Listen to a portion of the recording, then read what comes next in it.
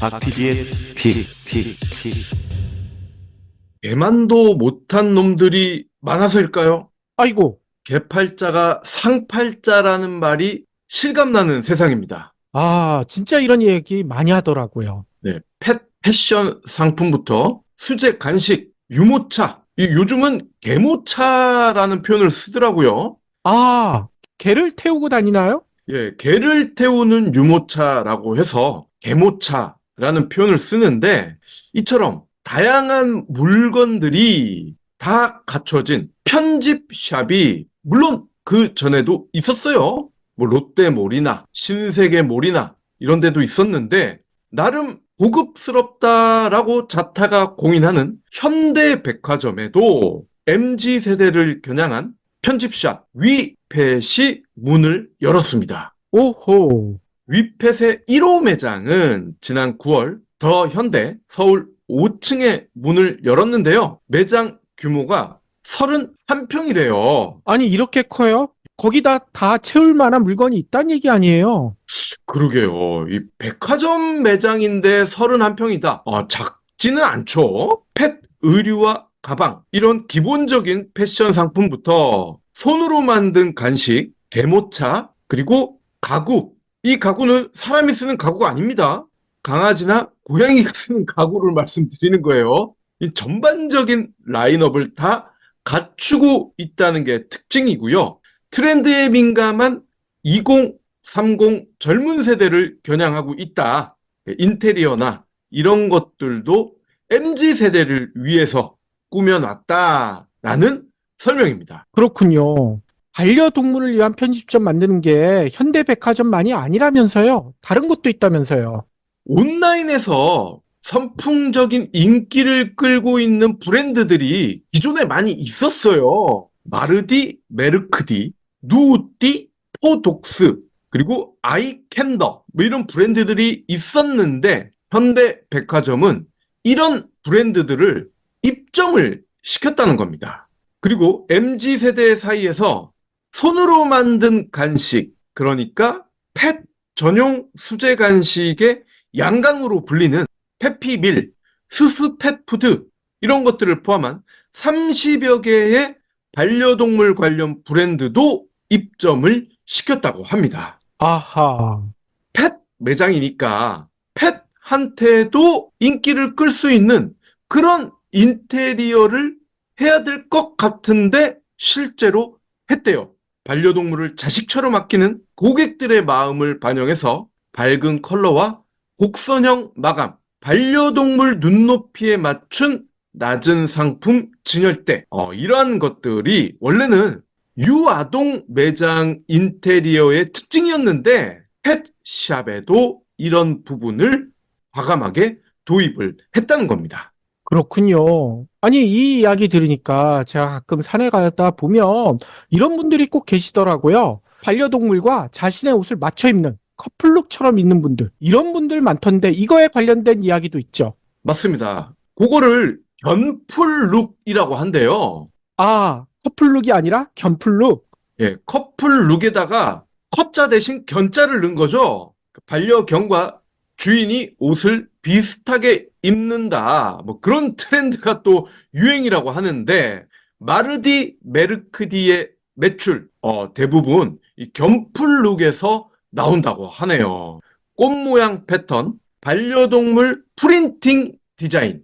그러니까 얼굴을 자기가 키우는 강아지나 고양이 프린팅을 해가지고 옷에다가 박는 거죠. 현대백화점 측은 팬팸족 수요를 성공적으로 겨냥을 했고 매출이 목표 대비 160% 이상이 나왔다. 앞으로도 펫 미스트 그리고 펫 전용 발 세정제 이런 상상을 초월하는 이런 물건들을 계속 제공을 해서 MZ 고객들에게 더 많은 사랑을 받을 예정이다. 이렇게 소개를 하더라고요. 그렇군요. 아니, 그러면 매장도 추가로 더 생길 것 같은데요? 맞아요. 9월에 1호점이 오픈했다고 말씀을 드렸는데 10월에 현대백화점 충청점에 2호점을 추가로 오픈을 했고요. 향후에 다른 지점에도 윗팻 점포를 계속 확대할 계획입니다. 그렇군요. 아니, 그러면 트렌드에 더 민감한 온라인 쪽은 더 빠를 것 같아요. 맞아요. 지마켓이 지난 주말에 충격적인 데이터를 발표했습니다. 올해 3분기까지 개모차 판매량이 사상 처음 유모차를 넘어섰다는 거예요. 아이고, 개모차가 더 많이 팔린다고요? 그렇다고 합니다.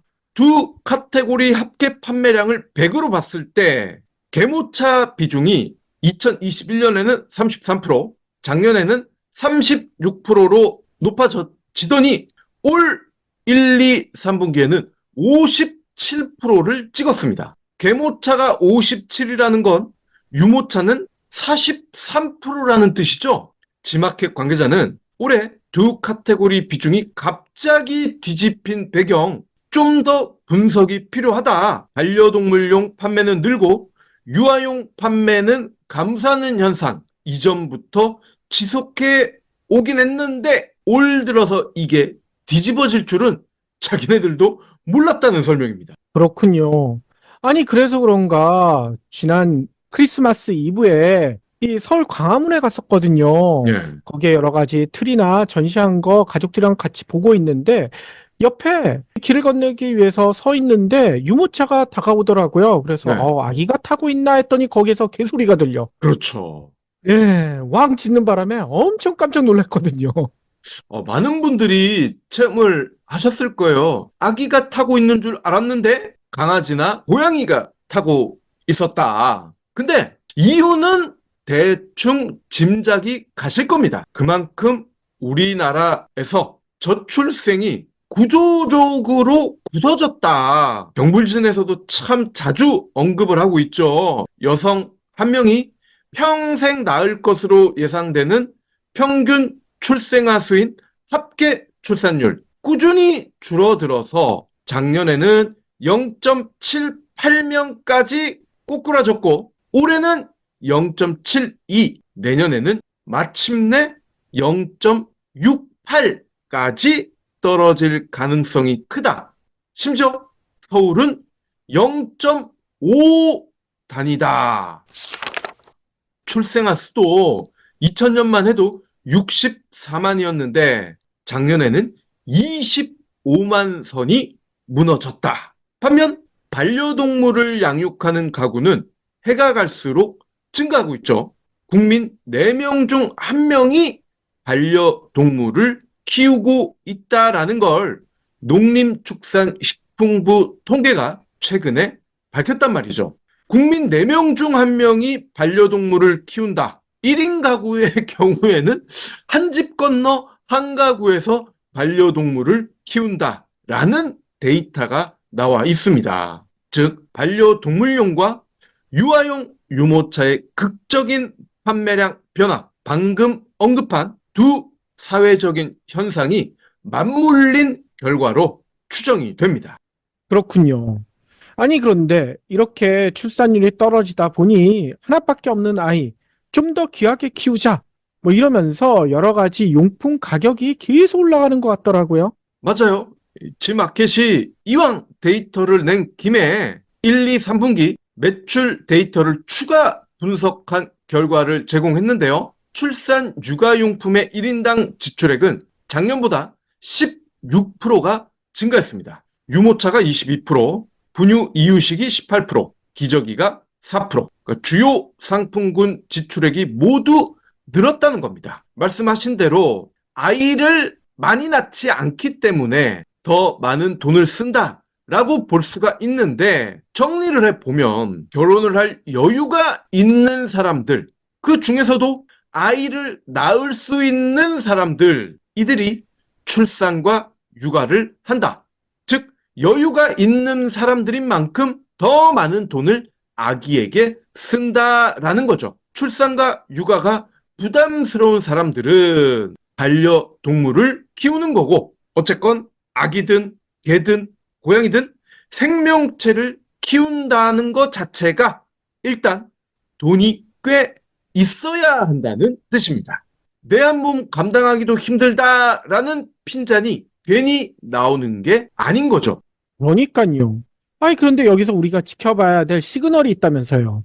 맞습니다. 늘어나는 반려동물 인구가 어느 순간 급감할 수도 있다는 겁니다. 앞서 개모차가 유모차보다 많이 팔리고 있다라는 충격적인 사실 말씀드렸는데요. 더 충격적인 사실이 있습니다. 개모차 브랜드 A, 얘를 온라인몰에서 사려면요, 120만 원을 줘야 됩니다. 에이, 그게 말이 되나요? 이거 오타가 아닙니다. 12만 원 아니고 120만 원입니다. 아이고, 지마켓이니까 쿠폰 같은 거를 주긴 하는데 쿠폰을 챙겨서 결제를 하면 110만 원대 살 수가 있습니다. 아니, 뭐, 금으로 만들었나요? 왜 이렇게 비싸요?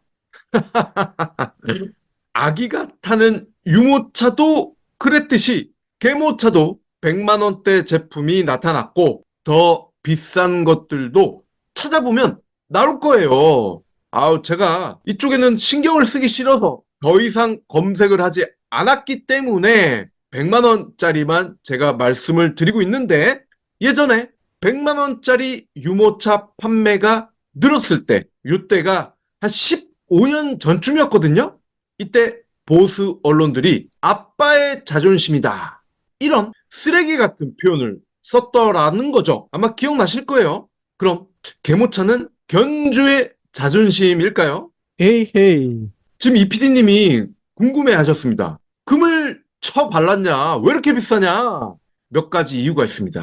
일단 수입품입니다. 그리고 플라스틱 바퀴가 아닌 에어 타이어가 적용됐다고 해요. 그리고 손잡이에 브레이크가 달린 핸들 브레이크 방식입니다. 이게 뭐지? 하는 분들을 위해서 설명을 드리면, 예전에 대형마트 카트에 간혹 있었던 방식인데 손잡이를 잡으면서 브레이크를 동시에 잡을 수가 있어요. 근데 어찌된 일인지 대형마트에 있었던 핸들 브레이크 방식의 카트, 요즘은 싹 사라졌더라고요. 그렇군요. 아니, 그런데 굳이 이렇게 비싼 개모차를 몰고 다녀야 되는 건가요? 이러한 심리, 저는 안 사봐서 모르겠는데 아마도 예전에 유모차가 100만 원, 300만 원짜리가 유행했을 때 그때와 같은 심리 아닐까요? 10만 원대 개모차를 끄는 사람들은 100만 원이 넘는 개모차의 옆을 지나갈 때 무슨 생각이 들까요? 반대로 A 브랜드의 100만 원짜리 제품을 쓰는 견주들은 상대적 우월감에 빠지지 않을까요? 아이고, 이런 것 때문에 우월감에 빠지면 그 정신적으로 문제가 있는 거고요. 아니, 그런데 문제는 이렇게 개 키우기조차 힘들어지면 이거 어떻게 키웁니까? 그러게 말입니다. 우리 경불진 가족 건강지킴이 불이오 비타민을 더 열심히 챙겨야겠네요. 2개월분이 29,000원이니 절대적인 가성비 아닙니까? 맞아요. 약처 인증 43종의 원료, 영양 성분 기준치 100% 충족, 22가지 복각 기능성이 있는 종합 비타민이잖아요. 무엇보다 임산부와 어린이까지 전 가족이 섭취할 수 있고 한 알씩 개별 포장된 제품을 2025년 3월 5일까지 보관할 수 있어요. 네이버에서 불이오 비타민을 검색하세요. 우리나라 출산율이 떨어지는 가장 큰 이유, 너무 비싼 집값, 그리고 너무 비싼 교육비 탓입니다. 물론 교육비 안에는 양육비가 포함이 되죠. 애 키우기가 힘든 일이라서 출산율이 떨어질 수도 있지만 한국만 유독 기록적으로 낮은 출산율을 보인다. 이건 다 돈 때문입니다. 돈 때문이라는 게 창피해서 전문가라는 작자들도 여러 이유를 둘러대지만 돈 때문인 거 맞습니다. 반려동물 키우는 것도 마찬가지 아닐까요? 이렇게 개모차에 100만 원이 넘게 들고 수제 간식도 자주 먹여야 하고 주인과 같은 옷을 입혀야 하고 전용 가구와 호텔까지 제공해야 한다면, 특히 1인 가구의 경우 견주가 출근할 때 강아지 유치원에도 보내야 한다면 돈이 너무 많이 들어서 강아지를, 고양이를 키우기가 어려워진다는 거예요. 아하. 아니, 그런데 강아지 유치원 얘기는 들어봤는데 진짜 보내면 얼마 정도 내야 되는 거예요? 놀라지 마십시오.